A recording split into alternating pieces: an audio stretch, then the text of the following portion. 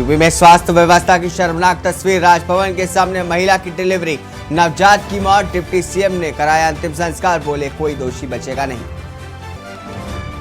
राजभवन के सामने डिलीवरी पर सियासत गर्म। सपा और शिवपाल यादव ने सरकार को घेरा, ट्वीट करके लिखा कि भाजपा सरकार और स्वास्थ्य विभाग की नाकामी उजागर हुई।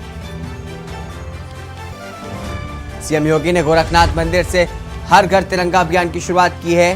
तिरंगे के साथ ली सेल्फी, ट्वीट कर लिखा विजय विश्व तिरंगा प्यारा, झंडा ऊंचा रहे हमारा। ज्ञानवापी परिसर में एएसआई सर्वे का आज 11वां दिन। 2 शिफ्ट में होगी एएसआई सर्वे की कमीशन की कार्रवाई। 3 सितंबर को एएसआई कोर्ट पर सौंपेगी अपनी रिपोर्ट। पीएम पर अभद्र टिप्पणी करने वाला डिस्ट्रीब्यूटर सपा नेता गिरफ्तार। इटावा में मुठभेड़ के बाद गिरफ्तारी, तवज्जा जिंदा कारतूस फोन बरामद। 5 लाख का इनामी साबिर भी भगोड़ा घोषित। शाइस्ता गुड्डू मुस्लिम के बाद साबिर के घर पर कुर्की का नोटिस चस्पा। उमेश पाल शूटआउट से है फरार। आप देख रहे हैं के न्यूज, खबरों का सारथी। नमस्कार, स्वागत है आपका। आप देख रहे हैं खबर उत्तर प्रदेश में। हूं आपके साथ हारिस। अमेठी से अहम जानकारी बता दें, जहां पर राज्य मंत्री मयंकेश्वर सिंह पहुंचे। बता दें कि बीजेपी कार्यालय पर प्रेस कॉन्फ्रेंस करके देश के विभाजन विभीषिका पर चर्चा की उन्होंने। बता दें कि 14 अगस्त को बताया गया काला दिवस, सांस्कृतिक को बंटवारा। बता दें कि देश की जनता कांग्रेस को माफ नहीं करेगी, उन्होंने बयान दिया है। तो अमेठी से हम जानकारी आपको बता रहे हैं, जहां पर राज्य मंत्री पहुंचे थे। उन्होंने प्रेस वार्ता की, प्रेस कॉन्फ्रेंस के करके देश के विभाजन विभीषिका पर चर्चा की।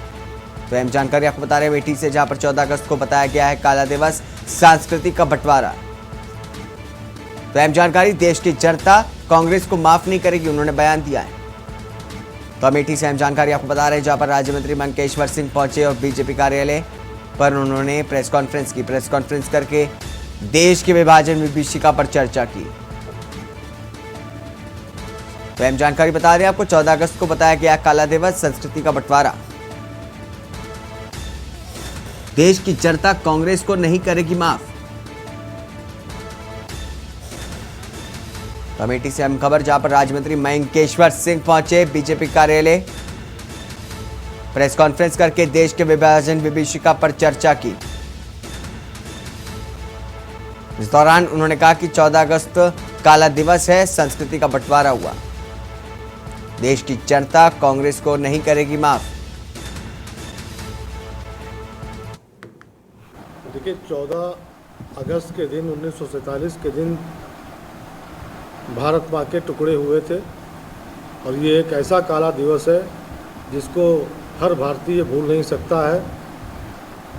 कांग्रेस और पंडित नेहरू की महत्वाकांक्षा की वजह से भारत का बंटवारा किया गया और जिसका दर्श हम लोग पिछले 75 वर्षों से झेल रहे हैं और आगे न जाने कब तक झेलते रहेंगे।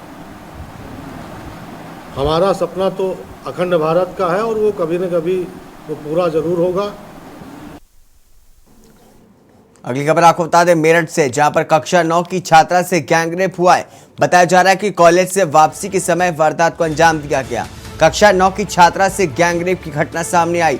कॉलेज से वापसी के समय की वारदात बताई जा रही है। बताया जा रहा है कि जबरन खींच करके खेत में दुष्कर्म किया गया है। तो जबरन खींच करके खेत में किया गया कक्षा 9 की छात्रा का दुष्कर्म। 2 सीनियर छात्रों ने बारी बारी से किया दुष्कर्म। तो अमेठी से मेरठ से हम जानकारी आपको बता रहे हैं, जहां पर दुष्कर्म के बाद आरोपी मौके से फरार बताए जा रहे हैं। बता दें कि दुष्कर्म के बाद आरोपी मौके से फरार है। छात्रा का जिला अस्पताल में उपचार चल रहा है। बता दें कि पीड़ित पिता ने मुकदमा दर्ज कराया है। पीड़ित के पिता ने मुकदमा थाने में दर्ज कराया है। बता दें कि रोहटा थाना क्षेत्र का मामला है। तो मेरठ के रोहटा थाना क्षेत्र का मामला है, जहां पर कक्षा 9 की छात्रा के साथ गैंगरेप की घटना को अंजाम दिया गया। कक्षा 9 की छात्रा से गैंगरेप हुआ है। बता दें कि आपको कॉलेज से वापसी के समय वारदात को अंजाम दिया गया। रामपाल सिंह, निवासी कैथवाड़ी, थाना रोहटा, जिला मेरठ का रहने वाला हूँ। आज मेरी बेटी 14 वर्षीय स्कूल से आते वक्त उसको बराबर के गांव के कार्तिक सनोप नीटू, विशाल सनोप बिल्लू, निवासी जिटोला के जबरन खींच कर इनके खेत में ले गए। उसके साथ दोनों ने बारी बारी से गैंगरेप किया गैंगरेप करने के बाद उसे जान से मारने का प्रयास किया, जिसको गंभीर हालत में जान से मारने की धमकी देकर छोड़कर भाग गए। मेरी बेटी फिलहाल अस्पताल में मरने की पोजीशन पर है। मेरी माननीय मुख्यमंत्री जी से यही अपील है कि ऐसे आरोपियों को उचित से उचित कार्रवाई कर जल्दी से जल्दी दंड देने की कार्रवाई करने की कृपा करें। अगली खबर आपको बता दें, देवबंद से सामने आ रही, जहां पर किसानों की खड़ी फसलों पर चला ट्रैक्टर। किसानों की खड़ी फसलों पर चला ट्रैक्टर। देवबंद से अहम जानकारी, जहां पर खेतों की डोलबंदी के नाम पर चला है ट्रैक्टर। तो अहम जानकारी आपको बता दें, बड़ी खबर देवबंद से, जहां पर मीरकपुर गांव के किसान का भ्रष्टाचार का आरोप लगा है। बता दें कि चकबंदी विभाग पर लगे गंभीर आरोप। तो किसानों ने की खड़ी फसल पर चला ट्रैक्टर। 12 बीघा गन्ना की फसल ट्रैक्टर से की गई बर्बाद। बता दें कि पीड़ित ने मुख्यमंत्री से लगाई इंसाफ की गुहार। चकबंदी विभाग पर लगे गंभीर आरोप। मीरकपुर गांव के किसान का भ्रष्टाचार का आरोप। 12 बीघा गन्ना की फसल ट्रैक्टर से बर्बाद हुई है। चकबंदी विभाग पर लगे हैं गंभीर आरोप। पीड़ित ने मुख्यमंत्री से लगाई इंसाफ की गुहार। देवबंद से अहम खबर, जहां पर किसानों की खड़ी फसल पर चला ट्रैक्टर। मीरकपुर गांव के किसान का भ्रष्टाचार का आरोप। खेतों की डोलबंदी के नाम पर चला ट्रैक्टर। चकबंदी विभाग पर लगे गंभीर आरोप। तो मीरकपुर गांव के किसान का भ्रष्टाचार का आरोप। अहम खबर बता रहे हैं आपको देवबंद से, जहां पर बताया जा रहा है कि किसानों की खड़ी फसल पर ट्रैक्टर चला दिया गया। चकबंदी विभाग पर गंभीर आरोप लगाए गए हैं। 12 बीघा गन्ना की फसल ट्रैक्टर से बर्बाद की गई है। अहम जानकारी आपको बता रहे हैं, पीड़ित ने मुख्यमंत्री से लगाई है इंसाफ की गुहार। वहीं बता दें कि मीरकपुर गांव के किसान का भ्रष्टाचार का आरोप। सर, ये मामला ऐसा है कि चकबंदी चल रही है हमारे गांव में, जिसमें क्या है कि हमारा जो खेत था, पुश्तैनी खेत, जो एक जगह पर हमारा खेत मौजूद है, जिसको 3 हिस्सों में बांट दिया गया है। अभी ये मामला डीडीसी लेवल पे अभी विचाराधीन था। ये मामला अभी चल रहा था, अभी कोर्ट में भी ये चल रहा है। और इसमें क्या हुआ कि जब मामला चल रहा है, इसमें कल 12 तारीख में कुछ प्रशासनिक अधिकारियों ने आकर कार्रवाई की है, जिसमें क्या है कि जो हमारी खड़ी फसल थी उस पर ट्रैक्टर चलवाया गया है। जो हमारे खंबे वगैरह थे, तार बाड़ जो हमने की हुई थी, बाउंड्री उसकी जंगली पशुओं से बचाव के लिए फसल को, उसको भी उखाड़ के फेंक दिया गया है। अगली खबर बता दें, मैनपुरी से, जहां पर पुलिस ने 3 गांजा तस्कर गिरफ्तार किए। बता दें कि 2 बैगों में 27 किलोग्राम मादक पदार्थ बरामद हुआ है। तो 3 गांजे तस्कर गिरफ्तार हुए हैं। 2 बैगों में 27 किलोग्राम मादक पदार्थ बरामद हुआ है। बताया जा रहा है कि मादक पदार्थ की बाजार में कीमत करीब लाखों रुपए में है। तो अहम जानकारी आपको बता रहे थे, मादक पदार्थ की जो कीमत है वो करीब लाखों रुपए बताई जा रही है। उड़ीसा से ट्रेन के रास्ते मैनपुरी में होनी थी सप्लाई। तो अहम जानकारी आपको बता दें, थाना दन्नाहार सर्विलांस पुलिस को बड़ी सफलता हाथ लगी। शिकोहाबाद रोड के कोल्हूर पुल का मामला है, जहां पर मादक पदार्थ तस्कर गिरफ्तार हुए हैं। बताया जा रहा है कि मादक पदार्थ की बाजार में कीमत लाखों रुपए में।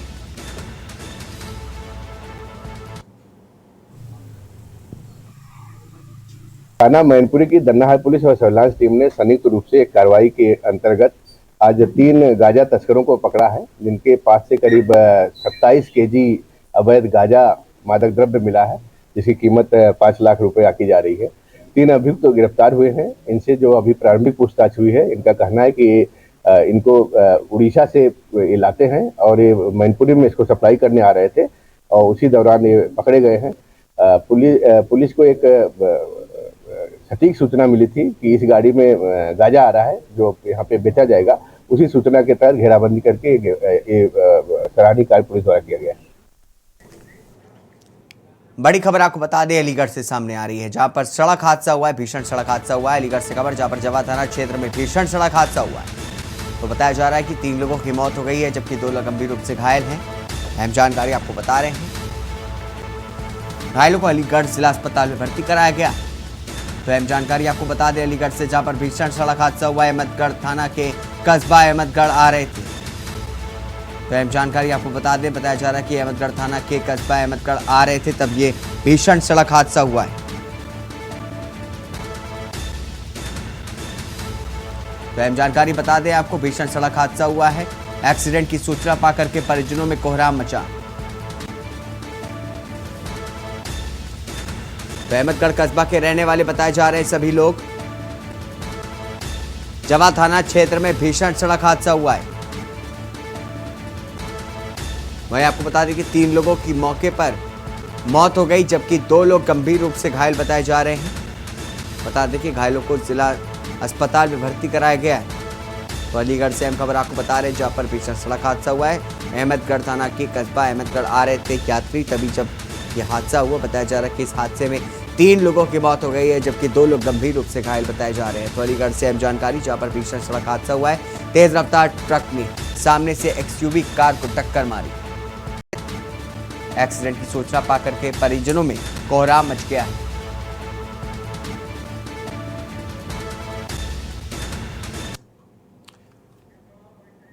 तो अहम जानकारी आपको बता रहे थे अलीगढ़ से, जहां पर जवा थाना क्षेत्र में भीषण सड़क हादसा हुआ है। बताया जा रहा है कि इस हादसे में 3 लोगों की मौके पर ही मौत हो गई, जबकि 2 लोग गंभीर रूप से घायल बताए जा रहे हैं। अहम जानकारी आपको बता दें अलीगढ़ से, जहां पर घायलों को अलीगढ़ जिला अस्पताल में भर्ती कराया गया है। बता दें कि 3 लोगों की मौत तो हो चुकी है। बता दें कि अहमदगढ़ थाना के कस्बा अहमदगढ़ आ रहे थे, तभी यह हादसा हुआ है। तो बताया जा रहा है कि एक तेज रफ्तार ट्रक ने एक्सयूवी कार में टक्कर मारी है। तो अहमदगढ़ थाना के अहमदगढ़ क्षेत्र आ रहे थे जब यह हादसा हुआ। तेज रफ्तार ट्रक ने सामने से एक्सयूवी को टक्कर मारी है। रुकेंगे एक छोटे से ब्रेक के लिए, ब्रेक के बाद जल्द हाजिर होंगे। शाहजहांपुर में पुलिस ने 1 करोड़ कीमत की अफीम के साथ 3 तस्करों को गिरफ्तार करके जेल भेज दिया है। मीरापुर कटरा थाना पुलिस द्वारा की गई कार्रवाई से सफलता मिली है। पुलिस का दावा है कि तस्करों से प्राप्त जानकारी के अनुसार और बड़े खुलासे हो सकते हैं। पुलिस ने बताया कि 12 अगस्त की रात थाना कटरा की पुलिस ने संदिग्ध व्यक्ति को वाहन चेकिंग के दौरान मुखबिर की सूचना पर खैरपुर चौराहे से जलालाबाद जाने वाले रास्ते पर भट्टे के पास से गिरफ्तार किया। आरोपी की पहचान मुकेश मनमोहन लालू के रूप में की गई है। सभी आरोपियों को गिरफ्तार करके जेल भेज दिया गया है।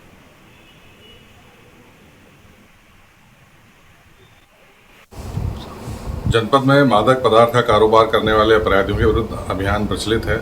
इसी क्रम में थाना कटरा पुलिस द्वारा मुखबिर की सूचना के आधार पर 3 अभियुक्तों को गिरफ्तार किया गया। इनके कब्जे से 1 किलोग्राम अफीम बरामद की गई, जिसकी अंतर्राष्ट्रीय बाजार में कीमत 1 करोड़ रुपए है। पूछताछ में इन्होंने बताया कि अफीम इन्होंने बरेली के साथियाना के रहने वाले एक व्यक्ति शाहिद से खरीदी है और फुटकर में ढाबों पे बेचने के लिए इसको ले जा रहे थे। इनसे पूछताछ की जा रही है। इनके बैकवर्ड और फॉरवर्ड लिंकेजेस का भी पता करके उसी के आधार पर अग्रिम वैधानिक कार्रवाई की जा रही है। बागपत के नीलाना गांव में ग्राम प्रधान द्वारा डिजिटल लाइब्रेरी बनवा करके बच्चों को पढ़ाई के प्रति बढ़ावा दिया गया है। जनपद की पहली डिजिटल लाइब्रेरी में बच्चों को पढ़ाई के लिए मुफ्त वाईफाई और एसी की व्यवस्था भी की गई है। सुरक्षा के मद्देनजर कैमरे भी लगवा दिए गए हैं। दूर दराज के गाँव से तैयारी करने वाले बच्चों को गाँव में ही रह करके लाइब्रेरी में तैयारी करने का मौका मिल रहा है। इस दौरान बच्चों ने ग्राम प्रधान और प्रदेश सरकार का आभार जताया। बागपत सीडीओ ने बताया कि प्रत्येक गांव में इसी तरह की लाइब्रेरी बनवाई जाएगी और बच्चों को पढ़ाई के लिए प्रति जागरूक भी किया जाएगा। मैं 2 साल से मेरा सपना था, जब से मैं ग्राम प्रधान बना, कि मेरे गांव का बच्चा यहाँ से 14 किलोमीटर बड़ौद पड़ता है और 11-12 किलोमीटर हमारा बागपत पड़ता है। हमारे क्षेत्र में यहाँ पर क्योंकि बिल्कुल लास्ट का गांव है, यूपी का बिल्कुल बॉर्डर का सटा हुआ गांव है। यहाँ पे ना बसों का कोई साधन है, टेम्पो भी 2-2 घंटे में। हमारी बेटियाँ रोड पर खड़ी रहती थी और हमारा जो बच्चा था वो पहले शुरूपुर साइकिल पे खड़ जाता था और फिर बड़ौद जाता था, यानी 2 घंटे आने में 2 घंटे जाने में, और पैसे की भी बहुत हानि होती थी और शारीरिक मानसिक रूप से हमारा बच्चा कमज़ोर होता था। तो मैंने सोचा कि ऐसा माहौल अपने गांव में बनाया जाए जिससे मैं अपने बच्चों को तैयारी कराकर अपने क्षेत्र का और अपने गांव और देश का नाम रोशन कर सकूं। हमारे गांव में ग्राम प्रधान जी ने लाइब्रेरी खुलवाई है और पहले यहाँ पे लड़कियाँ बाहर जाते हुए ना तो भेजते नहीं थे सबके घर वाले, तो अब ना हमारे गांव में लाइब्रेरी खुल गई है, तो इसकी वजह से अब लड़कियों को ना बहुत सुविधा हो गई है। अब उन्हें कोई बाहर नहीं जाना पड़ता और आने जाने में भी असुविधा होती थी सर। यहाँ पे फैजपुर नीलाना गांव में ग्राम प्रधान जी के द्वारा एक विशेष कार्य के अंतर्गत हमारे जो पंचायत घर है वहाँ पे एक लाइब्रेरी खुलवाई गई है, जो यहाँ पर बहुत सारी अच्छी सुविधा है। एसी हर चीज़ की सुविधा यहाँ पर है, इंटरनेट की, और यहाँ पर हर तरीके की, चाहे जल से लेकर, और यहाँ पे डेली अखबार हिंदी और इंग्लिश दोनों अखबार यहाँ पे हमारे गांव में आते हैं और यहाँ पे माहौल बहुत अच्छा है। जनपद में अभी तक तो लाइब्रेरी लोग बना रहे थे, लेकिन उस लाइब्रेरी का जो मकसद था वो पूरा नहीं हो रहा था। फैजपुर नीलाना में हम प्रधान से बात किए और हम अपनी जब इच्छा बताए कि इस तरह से होना चाहिए, तो उसको प्रधान जी ने तुरंत उसको जो है हकीकत में चेंज किया और आज वहाँ पर 42 बच्चे एक साथ बैठ करके अपने कंपटीशन की केवल तैयारी कर रहे हैं। वहाँ पर किसी तरह के अन्य किताबें मैगजीन नहीं आ रही हैं, कोई धार्मिक या कोई सामाजिक इस तरह की चीज़ें नहीं हो रही हैं। केवल जो है कंपटीशन तैयारी हो रही है। एसएससी, पुलिस की तैयारी है, लेखपाल है, रेलवे है, ऐसे बच्चे हैं, बच्चियां हैं और देर रात तक बैठ करके वहाँ पर तैयारी कर रहे हैं। रुकेंगे एक छोटी सी ब्रेक। केंद्रीय मंत्री भाजपा सांसद रामशंकर कटेरिया ने प्रेस वार्ता को संबोधित करते हुए देश के विभाजन के लिए जवाहरलाल नेहरू को जिम्मेदार ठहराया। उन्होंने कहा कि देश के विभाजन के लिए जवाहरलाल नेहरू जिम्मेदार हैं। सत्ता का सुख भोगने के लिए देश का विभाजन करके हिंदुओं के साथ अत्याचार करवाया। उन्होंने कहा कि देश के विभाजन के बाद हिंदुस्तान में रहने वाले मुस्लिम तो सुरक्षित रहे, लेकिन पाकिस्तान में रहने वाले हिंदुओं के साथ अत्याचार हुआ, नरसंहार किया गया। पाकिस्तान से हिंदुओं की कटी हुई लाशों से भरी ट्रेन हिंदुस्तान भेजी गई। तिरंगा यात्रा इटावा लोकसभा क्षेत्र में घूमेगी। इटावा की शहीद स्मारक से शुरू होकर के यात्रा औरैया होते हुए कानपुर देहात के सिकंदर आगे इस यात्रा का समापन किया जाएगा।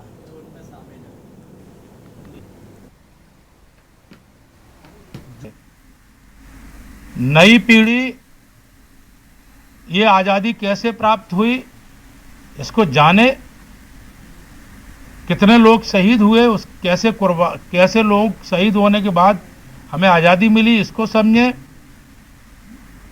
और कौन से नेताओं की नीयत के कारण, माने खराब नीयत के कारण देश का विभाजन हो गया उसको समझें। हिंदुस्तान में जो लोग थे वो सुरक्षित थे, पाकिस्तान से लोग वहाँ सुरक्षित नहीं रहे, आज भी नहीं है, बचे भी नहीं हैं, इसको भी समझें। ये नई पीढ़ी को जानने की जरूरत है जिससे भारत फिर से गुलामी का संकट ना आए। वृंदावन के बांके बिहारी मंदिर में रविवार को आस्था का जनसैलाब उमड़ा। आलम यह है कि लाखों श्रद्धालुओं की वजह से मंदिर के सभी रास्ते ब्लॉक हो गए हैं। 2 किलोमीटर लंबी लाइन लग गई है। यही नहीं, भक्तों को 100 मीटर आगे बढ़ने में 2 घंटे से ज्यादा का वक्त लग रहा है। स्थिति यह है कि शहर के लोग घरों में कैद हो गए। रविवार का दिन होने के चलते ज्यादातर सरकारी और प्राइवेट ऑफिस बंद है। श्रद्धालुओं ने बताया कि वृंदावन के अंदर हर तरफ जाम लगा हुआ है। हम लोगों को काफी परेशानियों का सामना करना पड़ रहा है। लाइन को छोड़ करके अगर पानी की बोतल तक खरीदने के लिए जाते हैं तो बीच में हमें कोई और लगने नहीं देता है, जिससे हम दर्शन नहीं कर पा रहे। बांके बिहारी मंदिर जाने वाले हर रास्ते पर कई किलोमीटर लंबी लाइन लगी हुई है। शासन प्रशासन द्वारा कोई भी व्यवस्था नहीं की गई है। बच्चे बुजुर्ग गर्मी की वजह से परेशान हैं। मैं यहाँ पे सर 3 घंटे से लगा हुआ हूँ। अभी तक मैं देख रहा हूँ कि यहाँ पे भीड़ बिल्कुल भी काबू में नहीं हो रही है। सुबह से लगा लो 5:30 बजे से बिल्कुल ऐसी खचाखच पब्लिक है यहाँ पर कि दर्शन की तो छोड़ो कि आगे हम पानी पीने तक नहीं आ सकते, किसी दुकान से बोतल भी नहीं लेके आ सकते हम। पैदल के लिए क्यों समझ लो कि बच्चे अगर बिलबिला रहे हैं यहाँ पर, पैदल भी नहीं चल पा रहे हैं। क्या होगा? ऐसी कोई व्यवस्था नहीं है प्रशासन की, कुछ नहीं है यहाँ पर। खबर जालौन से बता दें आपको, जहां पर थर्ड जेंडर कहलाए जाने वाले किन्नर समाज आज भी अपने हकों के लिए संघर्ष कर रहा है। उनकी मांग है कि मुख्यधारा से जुड़ करके रहना चाहते हैं। वो समाज में अपनी हिस्सेदारी चाहते हैं। देश के विकास में वो अपनी योगदान सुनिश्चित करना चाहते हैं, लेकिन मुख्यधारा का समाज ऐसा नहीं होने दे रहा है। समाज में इनके लिए जो धारणा बनी हुई है वो जस की तस विद्यमान है। तभी तो इनका यथार्थ अंधेरे से घिरा हुआ है, दिखाई देता है। बता दें कि जिसे उजाले में लाने के लिए ये संघर्ष कर रहे हैं। बता दें कि जालौन के मुख्यालय उरई में रहने वाले किन्नर समाज के उस्ताद दिव्या जी ने हमारे संवाददाता माजिद अरमान से खास बातचीत की। उन्होंने क्या कुछ कहा है, देखिए हमारे रिपोर्ट में। कहते हैं कि दुनिया में अगर लोग दुआएं देते हैं तो वो लोग एक समाज है जो लोगों को दुआएं देते हैं ताकि लोग सक्सेस हो, कामयाब हो। लेकिन उनके लिए लोग क्या देते हैं ये एक सोचने वाली बात है। हालांकि स्वतंत्रता दिवस के मौके पर उन्होंने एक बहुत बड़ी कामयाबी लोगों को दुआएं दी है और कहा कि आने वाले समय पे हमारा देश कामयाब होगा। इसके लिए आज हम मौजूद हैं। दिव्या जी जो है स्टेशन रोड उरई पे उनका स्थित है, उनका मकान है, और आज उनसे बातचीत मालूम करेंगे कि उनके किन किन चीज़ों से परेशानी से गुजरना पड़ता है और क्या उनके लिए सरकार करती है। जी दिव्या जी, हमारे चैनल में आपका स्वागत है। जी नमस्कार सभी देशवासियों को और सभी को, हम सभी किन्नरों की तरफ से हार्दिक शुभकामना। अभी कितने वर्षों से आप यहाँ पे ज़िले में हैं? ऐसा तो मैं 20-25 साल हो गए। पहली हमारे 2 गद्दी है यहाँ पर, एक पप्पू हाजी जी का है जो मेरी गुरुजी हैं वो भी, और उन्होंने फिर मुझे यहाँ बिठाए, ये दूसरी गद्दी है। जी। अच्छा, अभी 25 सालों में कौन कौन सी परेशानी गुजरना पड़ता है, किस तरीके से आप अपने आप को स्टेबल करते हैं? अब ये तो बहुत हम लोग को गुजरना पड़ा है हर चीज़ से। अगर हम लोग कहीं गाड़ी में भी बैठ जाते हैं तो लोगों का ऐसा रवैया होता है कि अजब नज़र से देखना, तो इसी वजह से हम लोग उस चीज़ से दूर रहते हैं। जहाँ 10 रुपये का ऑटो में 10 रुपये लेके जाते हैं पैसेंजर लोग, हम लोग उसको 100 रुपये दे के बुक करके जाते हैं, अकेले लेके जाए। तमाम तरीके के धार्मिक कार्यक्रम होते हैं, उसमें आप भाग लेते हैं, तो कौन कौन से ऐसे धार्मिक कार्यक्रम जिसमें आप भाग लेते हैं? जैसा अपना दुर्गा पूजा है, यहाँ सिंधी पंजाबियों का इधर होते हैं, तो उसमें भी मैं भाग लेती हूँ और जितना हो सके करती हूँ। जैसा बेरी वाला बाबा है, और उसके बाद खुद मेरी ताजिया भी उठती है, क्योंकि मेरा परंपरा है मेरे बुजुर्गों से, तो वो ताजिया उठती है तो ताजिया भी करते हैं। हर मतलब 7 धर्म 7 प्रकार के हम हर चीज़ मानते। इन्होंने तमाम चीज़ों में भाग लिया, तमाम, चाहे वो हिंदू हो, मुस्लिम हो, सिख, ईसाई, कोई भी धार्मिक कार्यक्रम हो, ये सभी कार्यक्रमों में भाग लेती हैं और आगे लेती रहेंगी। कैमरा पर्सन मनीष पांडे के साथ माजिद अरमान के न्यूज़ जालौन। इसी के साथ खबर उत्तर प्रदेश